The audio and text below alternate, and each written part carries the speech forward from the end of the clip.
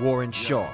We about to get into some game face some things. So you saying that to say what? I'm saying this only because you're hearing it. No, you saying something.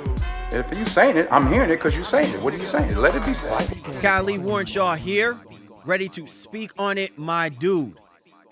Couple of interesting topics happening and rule changes that are expected to take place.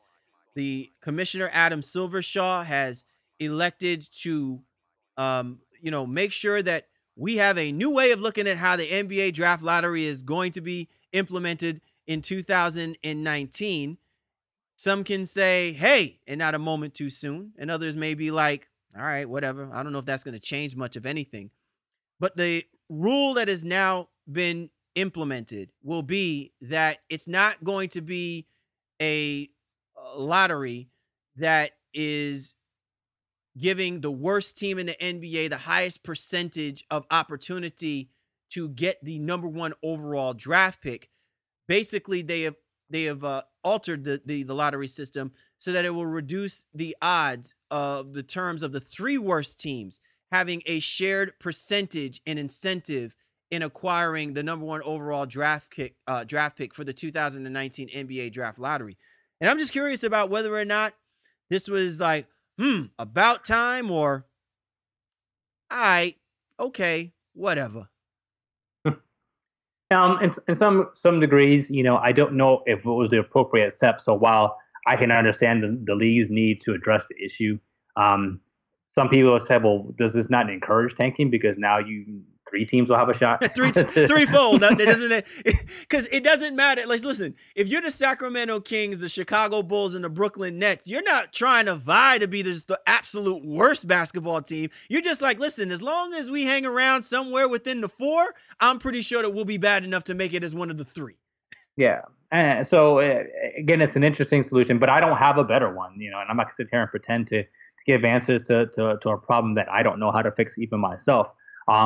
But no matter what you do, somebody's going to find a way to kind of circumvent the rules or figure out how they can use it to their advantages. So it's an interesting change, and I think maybe even more so for the current team that has the best chance, if you will, or depending on how you look at things. But Cleveland, who was holding on to who just got Boston's pick now, they're feeling very happy that the rule doesn't take place until the following summer. So because if Brooklyn continues to be bad, they still have a chance to get the number one pick at that 25+%.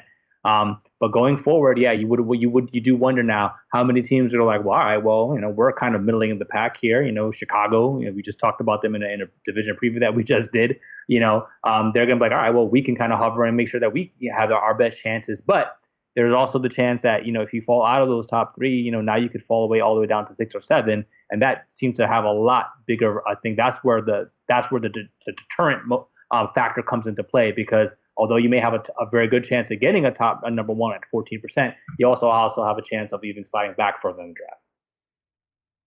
draft. I guess the way that I'm looking at this is, I like the fact that they are now proactively thinking about this, and they're no longer waiting for social media, for NBA analysts, and for the NBA pundits to come down on the league in reference to the fact that this is a broken system. Sometimes things are broken and they can't be fixed. Sometimes things are broken and they need to be repaired. And sometimes things are broken and you just need to reform the whole damn thing altogether. I don't know if we're ever going to get to that point when it comes to the NBA draft lottery process about reforming it altogether. I think it's a very hard sell. I think once you're entrenched and embedded in the policies and the traditions of what constitutes getting access to that number one overall pick, it'd be hard pressed to think that there's going to be ever a completely fair and consistent way of doing things. But as to the point of what the NBA president of league operations, Byron Spurwell, said, the NBA draft lottery reform is a meaningful step in our continuous effort to enhance the quality of our games. The changes were necessary to improve the competitive incentives for the teams. So at least I'm hearing it, whether it's, PR fluff, I'm hearing that they are trying to look at this continuously. I think where it draws a line is, how long do you wait to say this is working or not working before you start implementing additional changes. And then I think the other thing is that, it's kind of like healthcare, Shaw. Is it a right, or is it an entitlement, right, to have meaningful health care? As is, if you are the worst team or amongst the worst teams in the NBA, are you rightfully entitled to receive access to the number one pick? So I think going down the road, it's going to be interesting how they levy this, because in some ways, people can actually look at this and say, our team's truly benefiting by getting access to this number one pick, that it inherently reflects the organization's desire to figure out ways to improve its team, its roster, with exhausting all means, rather than just assuming we need that number one draft pick, we need that quote unquote franchise player, and not looking at the blocks of players that are in that draft and just drafting quality guys that you feel can be developed to being those franchise players, which is what I thought the perception was always going to be in the NBA. Well, the NBA, like I said, I was just watching, the open court or whatever it is on NBA TV, and Andy Ellsberg, the guy for the Miami Heat, saying, listen, there's 3 ways to improve your roster, trade, draft, and free agency. And the draft seems to have been the way that has been the way that teams have been trying to circumvent or find ways to manipulate. It's like they don't have the patience to coach these guys up. Unless it's a surefire situation, or we go back to that situation, Shaw, where we now allow high school athletes immediate access into the NBA draft. It's always with this cautionary means of how we assess and evaluate the talent through these drafts each and every single year. So, with all that said, you just don't know how long it will take to really truly evaluate the changes, because this change isn't happening immediately. It's happening in the following season. So then you probably go through a 3 to 5 year assessment of that rules change, and see what teams are kind of doing, and in that mold. And hopefully there'll be some changeover in terms of the overall dominance of the league. I think with the super team trend, if you will, that has encouraged teams to be like, you know what? They've realized, or at least in their own minds, that they didn't want to just be middle of the pack and consistently fighting for, a 5, 6, 7 playoff seed just to get bounced in the first round. That in the NBA, you need to be really good or really bad. But you just kind of wonder now, does pride kind of take over now? And then with some of these rule changes that are going to be in place with the draft lottery reform, do teams kind of go back to the old school way of thinking? All right, let's go ahead and talk about the other major news and happening policy-wise with the NBA, Shaw. The NBA Board of Governors have agreed on a policy to resting healthy players, and this is going to take effect for this upcoming season. And I'm not even going to wait till 2018-19, Shaw. This is going to happen now. The teams are prohibited from resting healthy players for any high-profile, nationally televised basketball game. Any violation of the provision will constitute prejudicial or detrimental. Any violation of this provision will constitute conduct prejudicial or detrimental to the NBA and result in a fine of $100,000. Absent of unusual circumstances, teams should not rest multiple healthy players for the same game or rest healthy players when playing on the road. And in situations when teams decide to rest healthy players, the players should be visible and available to interact with fans.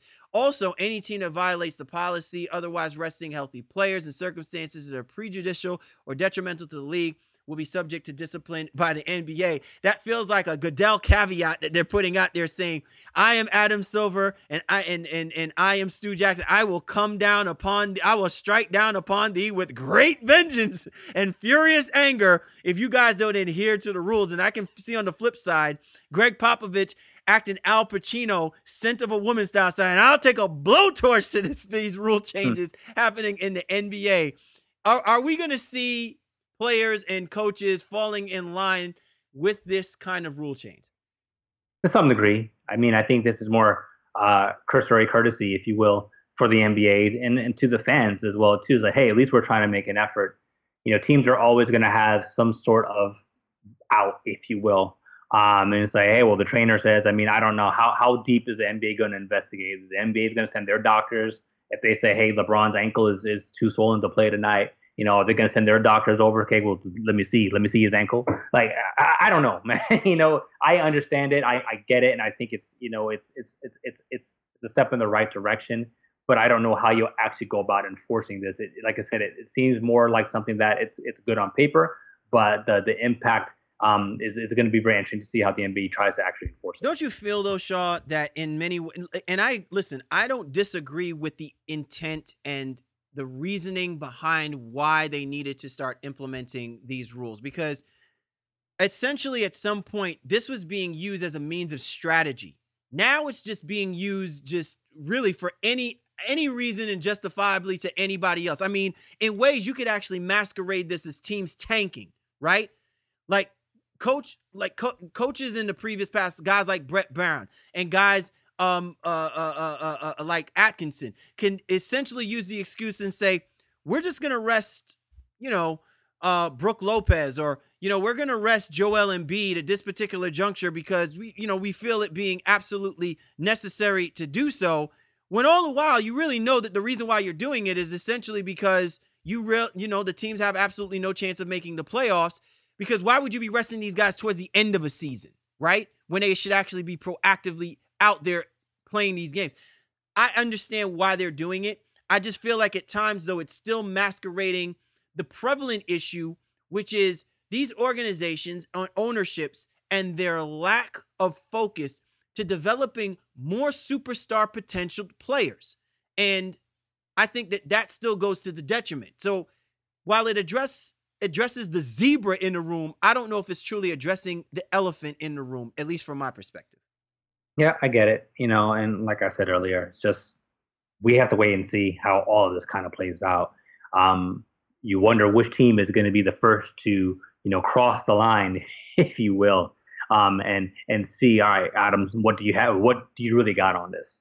And chances are it would potentially be the Spurs. Even as we record, news is coming out that Kawhi may not be 100% for the preseason, and I don't know if that bleeds over into the regular season.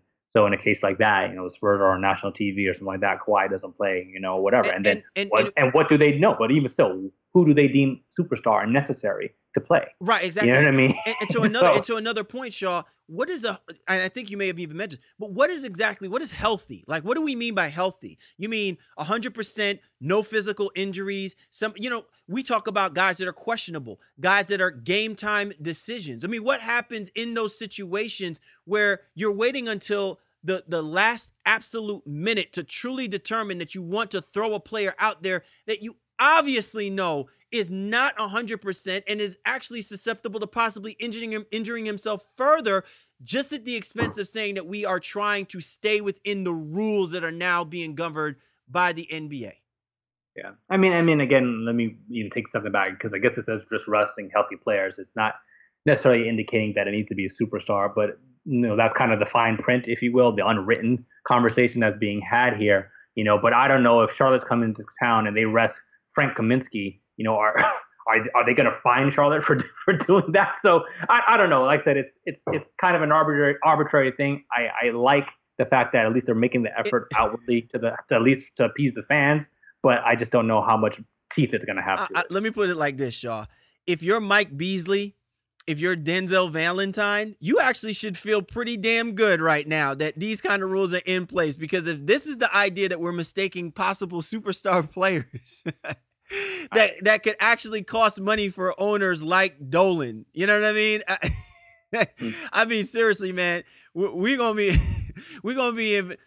a lot of money being made in the NBA. If really we don't start digging down to some of the specifics of this. Now, I'm not saying that these are horrible rules, but we all really understand why these rules were being implemented. We heard the cries, coming from the rooftop, so to speak.